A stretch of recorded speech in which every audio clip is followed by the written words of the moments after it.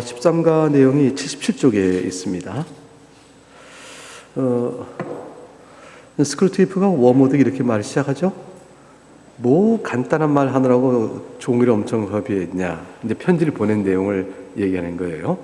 워모드가 스크루테이프에게 편지를 보냈는데 쭉 보니까 뭐 간단한 얘기. 그게 결국 뭐냐면 환자를 그만 놓쳤다는 거 아니냐. 장악하고 끌려갖고 와서 우리가 장악할 수 있는 줄 알았는데 놓쳤다는 말, 그 말 아니냐.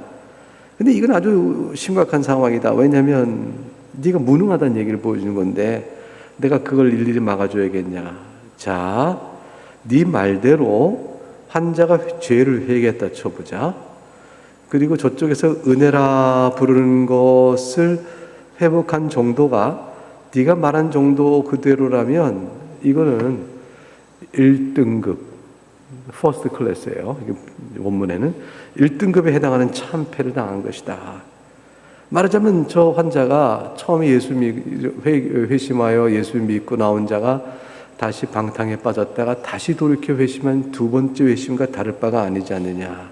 오히려 이렇게 되어지면 그 회심의 깊이가 더 깊어지는 법이란다. 그러니까 이것은 완전히 참패지. 자, 이렇게 이제 지난번 편지에 대한 스크루테이프의 평가가 나왔습니다. 어떤 일이 있었기 때문에 워무드가 또 어떤 실수를 했기 때문에 그런 것일까? 그 내용을 이제 살펴봐야겠죠.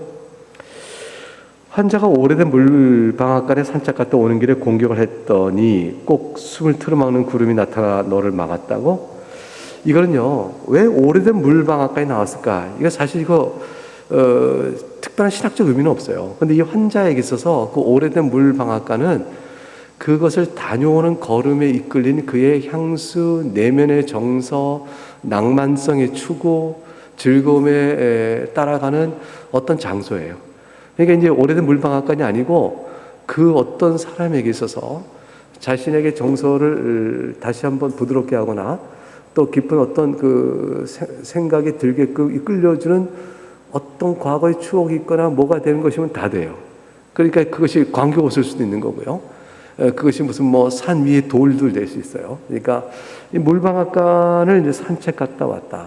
이제 그가 다녀오는 길에 공격을 했더니 구름이 나타났다. 이 구름이라는 것을 말하자면 방해를 얻었다는 것에 상징적 표현이죠. 뭔가 잘 안 되더라. 왜 안 되냐? 타겟을 정확히 조준화에 맞추고 공격해야 되는데 잘 안 됐더라. 이 구름은 원수가 사용하는 가장 무지막지한 무기로서 은혜 베품이에요. 보통 원수가 아직 완전히 밝혀지지 않은 형태로 환자들에게 직접 임재할 때 나타나는 현상이다. 그래서 이제 구름을 하나의 상징성으로 들어놓고 이들이 경험했던 구름의 가리움은 환자에게 직접 임재하여 그를 보호하고 있는 그리스도의 능력, 그것으로 이제 표현하고 있는 거죠. 그 구름에 영원히 둘러싸이는 바람에 우리가 도저히 접근할 수 없는 인간들도 있지. 사실 이거는 모든 그리스도인에게 마찬가지예요. 모든 그리스도인은 결국 그리스도의 구름으로 둘러싸여서 그 은혜의 보호 아래 있기 때문에 사실은 결국은 우리를 넘어뜨리지 못합니다. 근데 접근조차 못할 만큼 처음부터 이제 완전하게 가려진 자도 있다. 이제 예를 들었어요. 자, 그런 상황은 그렇고 이제 무슨 실수했는지 좀 따져보자. 자, 볼까요? 무엇보다 먼저 넌 네 나름대로 변명을 내세우며 환자가 진짜 좋아하는 책을 읽도록 허용했다.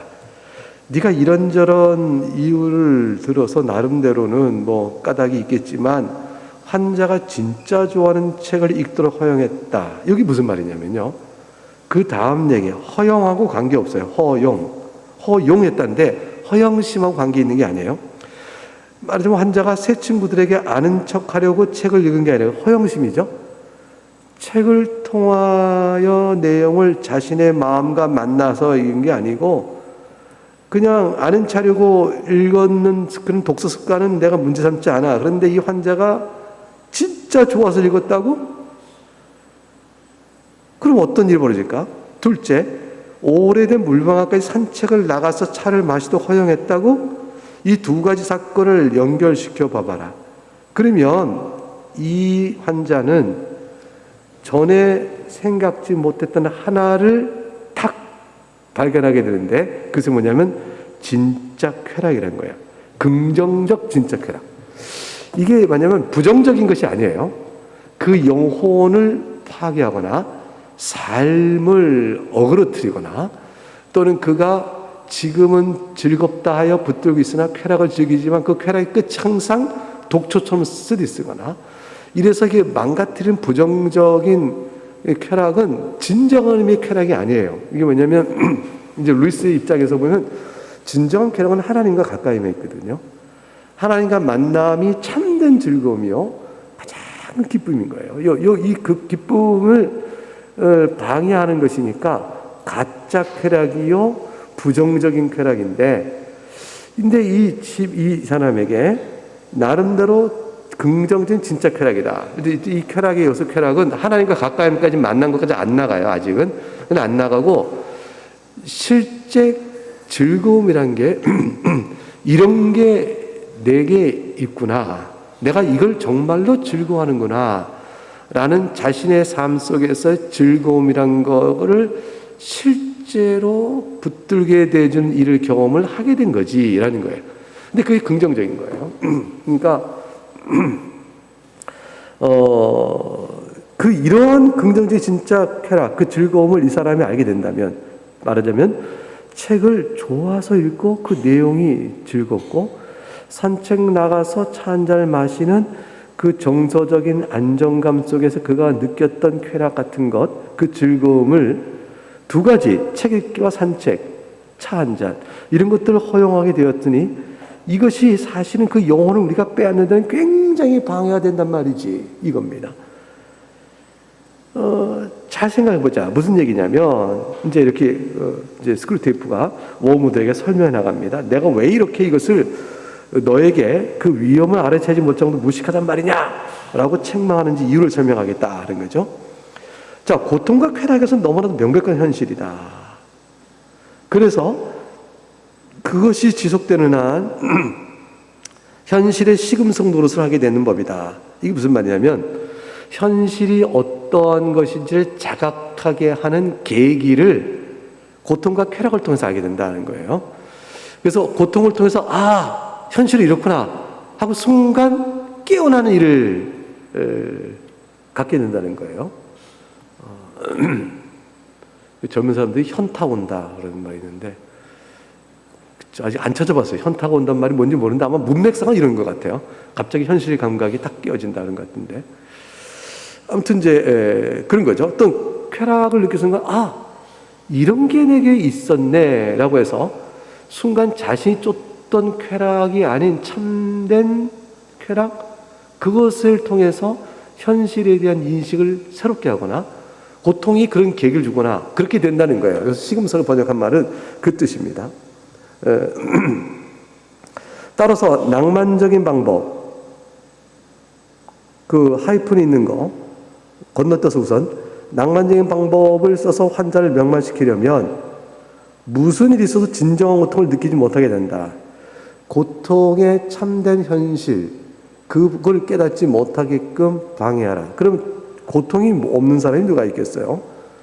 근데 뭐냐면 상상 속 또는 자기 연민, 자기 생각 안에서의 고통 안에 머물도록 하면서 깊이 빠지도록 이끄는 건 괜찮은데 현실 안에서의 실제 고통을 바로 깨닫게 되어지면 그러면 이거는 우리 사역에 방해된다 이런 얘기예요. 예컨대 그 안에 그 줄친자 그 하이플 있는 그 사이클을 볼까요? 이를테면 낭만적인 방법을 쓴다고 할 때 상상 속에서 걱정거리를 만들어 놓게끔 해라. 그 자기 연민에 빠져 호적되게 해라. 그러면 이것은 우리가 다루기에 참 좋은 것이다. 사실 이런 일들이 우리에게 이제 있잖아요. 자기 연민에 빠져들면 계속 끊임없는 생각의 사슬 안에서 결국 자기의 괴로움, 자기 연민을 자기가 즐기는 데까지 나가게 되죠. 이게 실제로 그렇게까지 슬퍼할 일은 아니야 라고 남이 말하면 당신이 내 슬픔을 이해도 못하면서 그런 말 하냐? 라고 이제 화를 내죠. 그리고 자기 안에서 그 슬픔을 증폭시켜 나가요. 그 증폭시켜 가면서 오는 슬픔의 반향의 감정적인 그것을 자기가 또 사랑하는 데까지 나가는 거예요. 그래서 깊은 점점 그 정서적인 후벼됨, 그걸 긁어냄 또는 깊이 파는 것을 더욱더 깊이 내려가죠. 그래서 객관화시켜서 제3자가 보게 되면 그 경험의 시기를 거쳐온 사람이 보더라도 거기서 멈춰. 거기까지 됐어. 그만큼 됐어. 더 이상 자기를 괴롭히게 하지 마. 이렇게 얘기하는데 그 사람에게는 그 자기를 괴롭히는 것이 그 슬픔의 크기 때문에 당하는 당연한 것이지 자기가 그걸 확 증폭시키고 있다는 생각은 안 하게 되어죠. 그거를 자극시키는 거죠. 이 낭만적 방법으로서 그걸 이제 묶어두는, 영혼을 묶어두는 거예요. 그런 식의 얘기를 하는 거죠. 그래서 걱정거리도 끊임없이 일어나게 하고 그 후회를 위한 후회, 연민을 위한 연민, 이런 것들에 대한 또 정서적인 이상하게 그걸 자기 즐거움으로 바꿔버리는, 그걸 누가 팔쩍 뛰겠죠. 누가 그걸 즐거워하겠냐고. 그런데 이제 심리적 묘사는 이제 그 가서 계속 빠져들어가는 것으로서, 빠져들면 이제 즐거움이라고 표현한다면 빠져드는 일 자체의 생활 속에 들어가는 거죠. 그래서 다시 이제 눈 뜨고 쳐다보다가 또 그 생각 저 생각 상상 속에서 또 마음을 후벼파고 또 아무 일도 안 하는 거죠. 난 더 이상 어떤 일도 할 수 없어. 나는 이대로 이제 망가진 거야. 나는 이제 끝났어. 그리고 또 오다가 벌떡 분노가 일어나겠죠. 또 막 괴로워하다가 또 이렇게 되겠죠. 이런 식의 정서적인 상황에 얽어매는 과정을 쭉 하는 것이 훨씬 유리하다. 근데 이것이 이제 그 정상적인 범위 내에서의 누구나 겪는 일정한 범위가 있고, 지금 여기서 말하는 거는 비정상성까지 얘기하는 거예요. 비정상까지 그래 끌고 나가자. 그런데 그것이 탁 깨지는 경우가 한 가지 있는데, 그 예를 들은 거죠. 이렇게 너무 우스운 얘기 같은 걸 얘기 들었어요. 밑에 두째 줄. 5분간의 순수한 치통. 이게 뭐냐면, 정말 아픈 게 뭐냐? 이게 터무니없는 것에 느꼈던 낭만적 슬픔의 정체가 드러나면서, 이게 뭐냐면, 치통이 가장 아픈 고통 중에 하나라고 하잖아요. 이가 너무너무 아프면 그 순간에 이 고통의 실감이 실제적으로 다가오면서 내가 지금까지 낭만적인 슬픔이나 괴로움 속에 있다고 말한 것들이 한순간에 훅 꺼져가면서 이게 더 현실화된다는 거예요. 그럼 가만히 그 순간에 그러고 나서 생각해 보게 되면, 아니 내가 지금 참된 고통이라는 게 뭐냐 이러면서 자기의 낭만적 슬픔의 연민 안에 빠져있던 것들이 갑자기 가볍게 되어지고 부질없게 여겨지고 그 상상의 세계로 인한 것들의 무게가 싹 거두어지면서 현실로 돌아오게 되는 일이 된다. 이런 현실 감각을 일깨워주는 일이 지금 네 환자에게 생겼다. 이렇게 얘기하는 거예요. 그러니까 이제 이거는 이제 고도 이제 심리적인 측면인데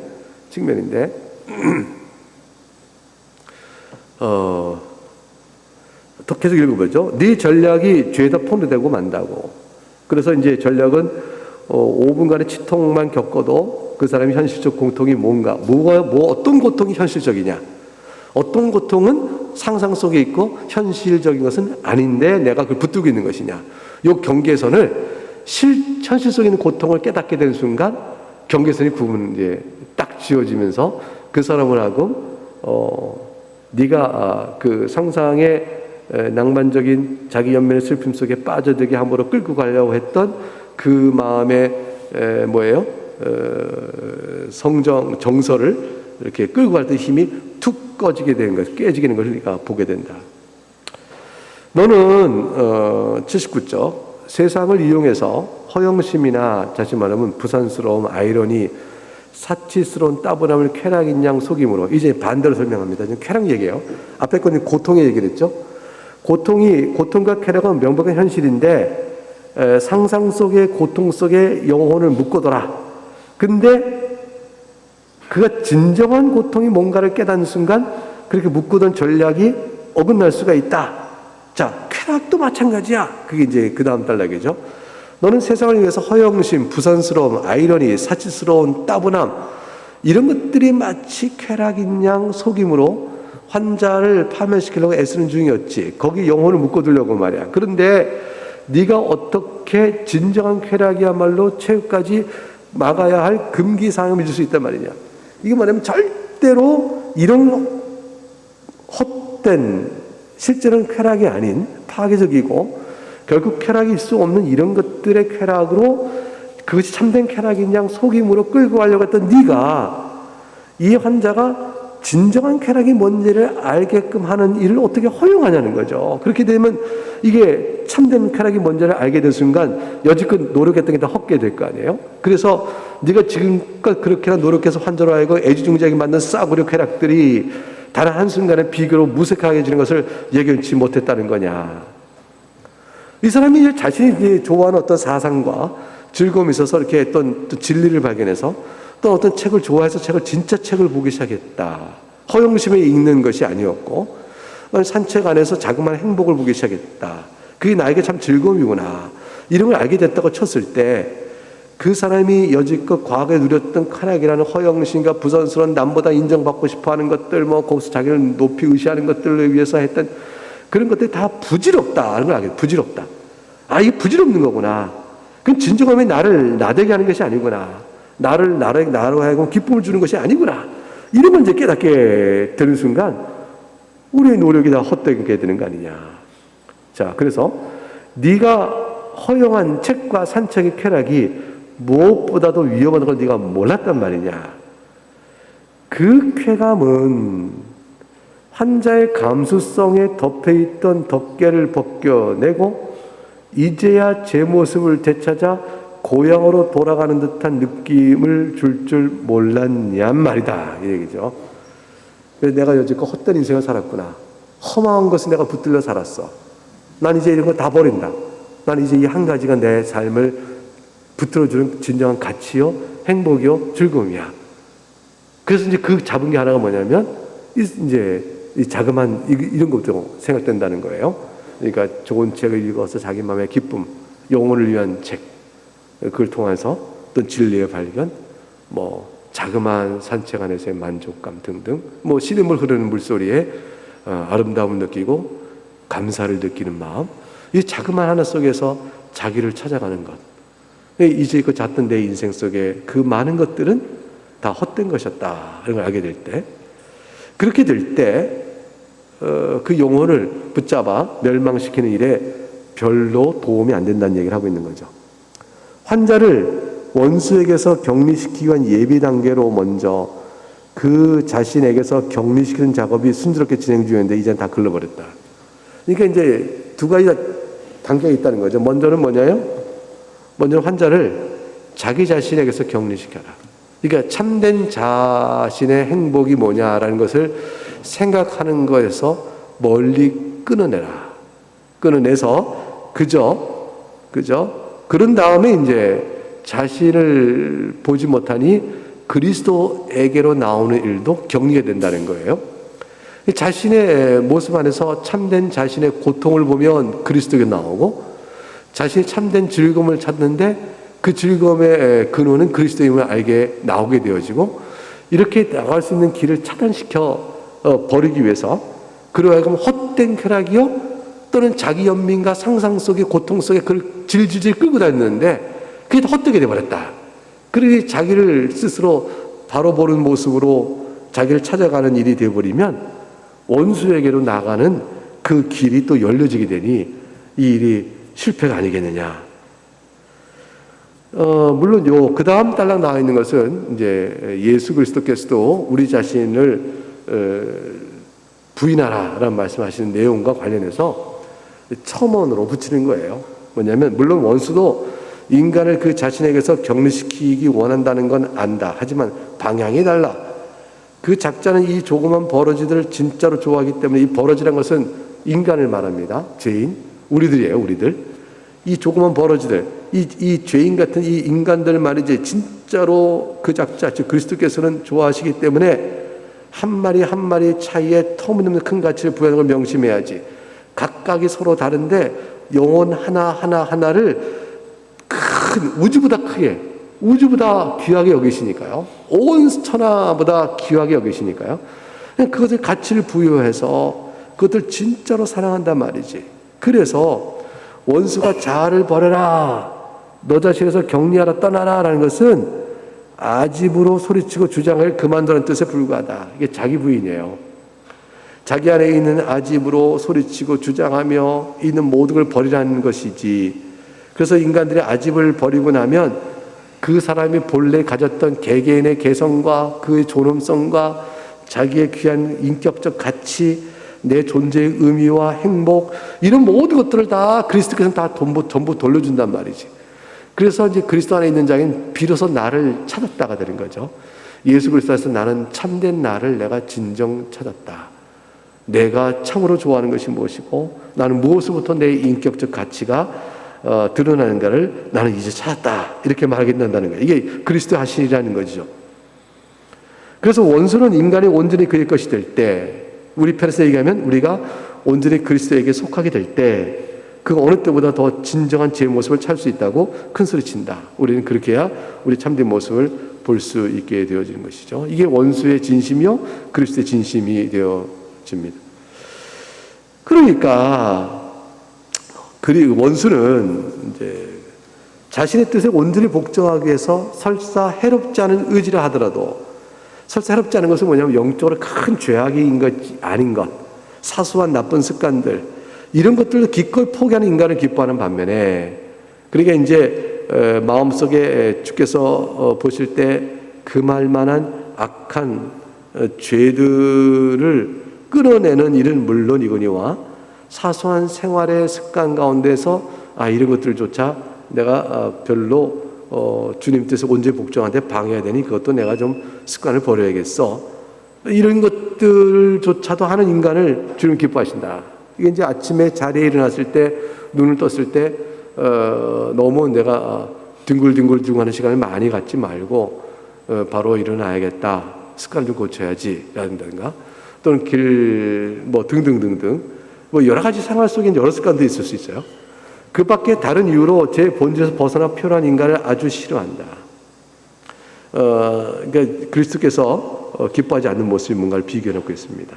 근데 우리야 당연히 이런 표류를 부추겨야겠지.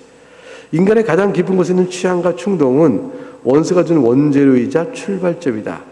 그러므로 그런 취향과 충동에서 멀어지게만 만들 수 있다면 우리로서 먼저 한 점을 따고 들어간 셈이다.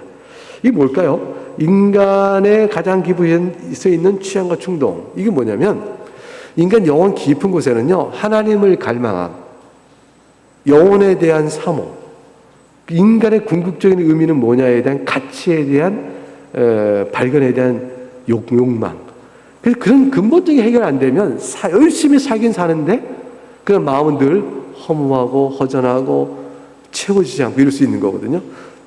그것들 원수가 준 원죄의 출발점인데, 우리는 가급적 그런 것들에서 자극을 받거나 마음의 도전이나 이런 일을 받지 않도록 멀리 뛰어내라. 그래서 사람들 마음속에 하나님에 대한 신의식 이런 걸 전혀 없게 하고, 마음의 경건에 대한 불안한 어떤 그 흔들림 이런 거 아예 생각 못하게 하고, 그냥 인간이 철저히 육적 쾌락과 살아가는 일과 자기 만족 속에 뒹굴도록 이끌어가는 게 훨씬 좋은 일이지, 이런 얘기예요. 그러니 아무리 대수롭지 않은 일이라도 자기가 정말 좋아하느냐 싫어하느냐를 제쳐놓은 채 세상의 기준과 관습과 유형에 따르게 하는 편이 좋은 게야 그랬어요. 정말로 내가 좋아하냐 싫어하냐라는 것은 근원적인 질문이기 때문에, 이런 질문을 들어가게 되면 원수가 심어놓은 원죄로의 출발점, 이게 그 하나님에 대한 막연한 신의식의 감동부터 시작해서 또 예수 그리스도 안에서 베푸신 은혜에 대한 각성, 이제 이게 신자민 말이죠. 그런 데까지 넘어오게 될 경우는 사실은 원수가 심어준 원죄로의 출발점은 뭐겠어요? 회개하는 자에게 베푸신 하나님의 용서에 대한 큰 기쁨인데, 이런 것까지 넘어가게 되면 불신자와 신자의 경우는 이제 나눠 생각할 수 있겠죠. 그렇게 되면 우리는 이겨낼 방법이 없는 거죠. 그래서 자기가 정말 좋아하는 싫어하냐를 제쳐놓은 채, 요건 이제 저는 싫어하냐를 신자에게 물어보면, 그리스도 안에 있기를 좋아하느냐, 그리스도를 떠나는 것을 좋아하느냐, 그리스도 함께 있기를 정말 좋아하느냐, 그리스도 안에 있는 것 정말 싫으냐, 이 질문 앞에 자기를 돌아보게 돼서 내가 지금 무엇으로 참된 기쁨을 누리는가를 생각하게 한다는 말이죠. 그러면 마귀로서는 손대기 어려워지는 거죠. 그래서 그런 것들에 관심을 갖지 않게 하라. 일단 믿었으면 됐다라고 생각하게 만들고 더 이상은 그리스도에게 관심을 두지 않게 하라. 이제 세상의 기준과 관습과 유형에 따라 이렇게 하는 것이 좋다. 나라면 이 전략을 끝까지 밀어붙이겠다. 실제로는 죄라고 할 수 없는 개인적 취향들을 뿌리채 뽑아버리고 원칙으로 삼겠단 말이야. 그러니까 어찌됐건 자신이 정말로 좋아하는 것이 무엇인가, 정말로 내가 생각해야 될 고통은 무엇이고, 또 자기 연민의 고통에 수렁에 빠지지 않도록 현실을 바로 직시하도록 하는 일, 그런 일이 있지 않도록 해야겠다. 그래서 그런 일에 현실적인 즐거움과 고통을 뭔가를 보라보는 일은 자신에게 개인적인 그 근본적 취향, 자기가 좋아하는 쾌락, 참된 즐거움, 이런 것들과 관계되니까 이것은 죄라고 할 수 없는 것이랄지라도 그것 자체에 아예 나가지 못하도록 뿌리채 뽑아버리고 격리시켜버리는 걸 내가 원칙 삼아서 길을 막아버리겠다. 예컨대 크리켓을 즐긴다. 개인 취미잖아요. 우표를 모은다. 코코아 마시를 내가 좋아한다.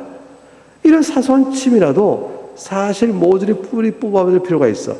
이거는요, 어떤 사람은 크리켓을 좋아하도록 내몰고요, 어떤 사람은 우표를 모으니 온 정신 빠지게 만들고요, 코코아 마시는 일에 탐닉하도록 내몰 수 있어요, 전략적으로.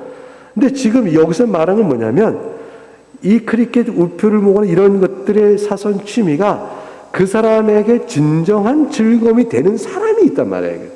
그 사람에게 난 이거면 행복해 라는 것 자체가 있을 수 있거든요. 이런 것들이 있게 되면 현실에 대한 참된 즐거움이 뭔가를 깨닫게 되는 순간 우리가 그 자를 유혹하여 세상의 쾌락으로 끌고 가려고 했던 모든 애씀이 헛되게 되니까 그런 것들조차도 뽑아버리는 게 낫다. 물론 이런 것들이 어떤 미덕과 관계이기 때문에 뿌리 뽑아야겠다는 건 물론 아니야. 영적으로 그리스도에게 가까이 가는 미덕이 된다면 당연히 뿌리 뽑아야겠지. 그 말하자면 원수가 좋아하는 일을 하는 것은 우리가 못하게 만든 건 맞아. 근데 이런 것들은 원수가 좋아하는 일이다라는 미덕과 관계된 건 물론 아니지. 그런데 말이지, 이런 것들도 가만히 들여다보면 아무래도 미심쩍은 순수함이나 겸양이나 몰입의 경지 같은 게 존재한다고. 다시 말하면 이 미심쩍은 순수함이라는 것은 이게 원문의 번역이 여기 미심쩍이 붙어버렸는데 어떤 순수함, 그 자체가 즐거운 것, 그리고 그 자체의 겸양이나 몰입의 경지와 같은 것들이 나름대로 작동하는 일들이 있어서 그런 것이 있다고 생각될 때 과연 이것이 우리가 원하는 바를 끌어가는 데는 도움이 안 돼. 왜냐하면 이 자는 여기에 참된 즐거움을 둔다면 우리가 일을 타락시키기 위해서 영적으로 악독한 일을 하게끔 끌어가는 일에 나오질 않거든. 그러니까 나는 우표 모으는 걸 좋아요. 야, 그게 뭐냐? 그게 말고 세상 속에서 네가 사람들 인정을 받고 쾌락 즐기고 우리가 놀아보자 할 때 난 싫어 그거 다 귀찮아. 난 이게 좋아 라고 말하면 소시민적 순수한 개인적 취미 속에 있는 순전한 그 모습은 우리가 그를 타락시키기 위해서 쓰러드는 그런 영적 허영과 세상적인 이 방황 이런 것들로 끌어내기에 방해가 된단 말이죠. 그러니까 그런 것들의 힘이 있어서 이런 것들의 일도 갖지 않도록 애초부터 차단시키는 좋다 이런 얘기하는 거죠. 그래서 누가 뭐라고 하든지 개의치 않고 아무 사심 없이 그래서 난 이거 하나가 좋아라는 것이 있다는 사람은 사실은 우리가 정교하게 공격을 해나가도 그 공격 방식에 대해서 대항할 준비가 있다고. 난 이게 좋아요. 괜찮아. 다른 거 귀찮아요. 난 그거 바라지 않아요. 이렇게 할 수 있다는 거죠.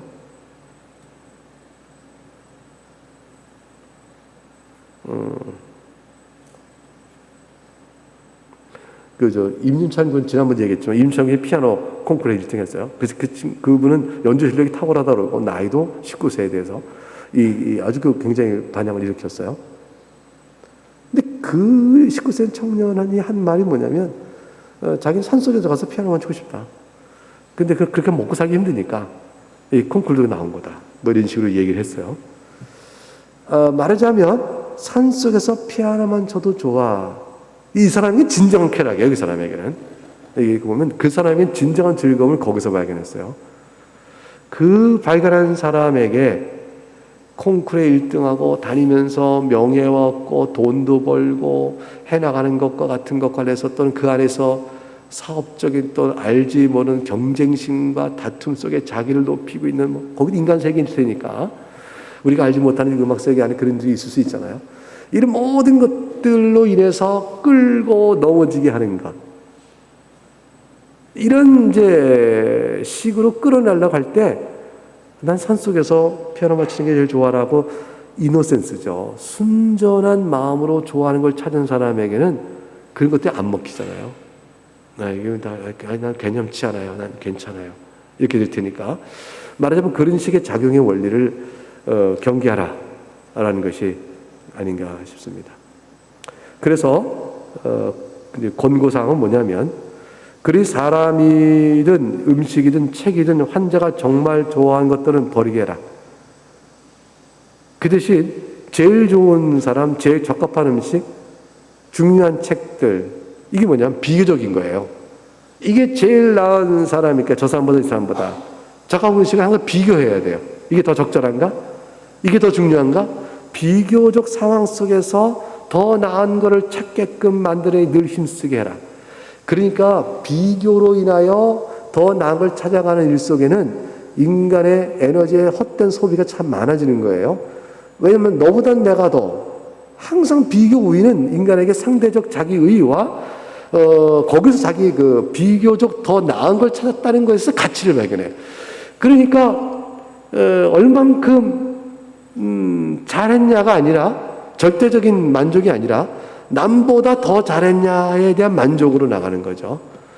그러니까 이미 훌륭한 일을 했어도 남보다 못했다는 순간 그 훌륭한 일은 그 자기는 괴로움이 돼버려요. 거기에 이제 인간의 정욕이 맞물리면 복잡한 심리와 괴로움을 이제 부여하게 되어지는 것이죠. 내가 아는 인간 중에 내장과 양파 요리를 너무나 좋아한 나머지 사회적 야심이란 강력한 유혹에 끔찍하지 않은 자가 있었다. 그저 자신은 음식 하나로 좋아하는데 순전한 마음을 두고 있었더라. 자, 이러니 사람에게 진정한 즐거움이 뭔가를 알게 한다는 것은 상대적으로 우리가 그로 하여금 영혼을 우리 편을 끌어와 망가뜨리게 하는 일에 방해가 된다는 사실을 네가 이제 알게 되지 않겠냐. 그러니까 네 환자가 자기가 좋아하는 책을 진짜로 좋아하는 책을 읽기 시작해서 독서의 내용 속에 참으로 좋아하는 거야. 자기 자체 즐거움 때문에 다른 이한테 내가 이걸 읽었어. 넌 이걸 읽어봤어? 이거 어떤 내용인지 알아? 이렇게 하는 것이 아니고 자기의 즐거움 때문에 읽어가는 그 즐거움을 아는 사람, 산책, 자그마한 것, 차 한 잔, 이걸 아는 사람의 그 즐거움에 들어간다는 것은 유혹으로부터 끌어내기가 어렵게 되어지니 너는 망가지게 된 거예요. 오히려 그렇게 참된 즐거움을 아는 순간 그 즐거움이 좀 더 나가다 보면 하나님 앞에서 누려진 참된 즐거움 나갈 기회도 생기는 거죠. 뒤집어 고통도 마찬가지라는 거예요. 연민과 자기 증폭된 슬픔과 고통 속에 있다가 그 사람이 치통이라는 현실의 고통 하나만 알게 되어지면 갑자기 진짜 내가 진짜 괴로워할 고통은 뭔가라는 것에 대한 현실 감각이 돌아오게 되어지면 우리가 작업했던 일들이 다 허사가 되어지기도 한다. 자, 그러면 이제 어떻게 이 사태를 수습할 것이냐? 이제 사태 수습에 대한 충고를 해줘야겠죠? 가장 중요한 것은 행동으로 옮기지 못하게 하라. 자, 한 번 한 거 좋다. 한 번 한 거 좋은데, 이런 새로운 변화, 이 새로운 회개에 대하여, 회개는 이제 변화라고 생각할 수 있어요. 중립적으로는. 영적은 회개겠지만, 이 회개에 대해 아무리 생각을 많이 한들, 행동으로 옮기지 않는 한 전혀 문제될 게 없어. 근데 머릿속으로 생각하게 하고, 하찮은 짐승이 이 인간을 얘기하는 거예요. 자기 머릿속에서는 뒹굴게 하거라.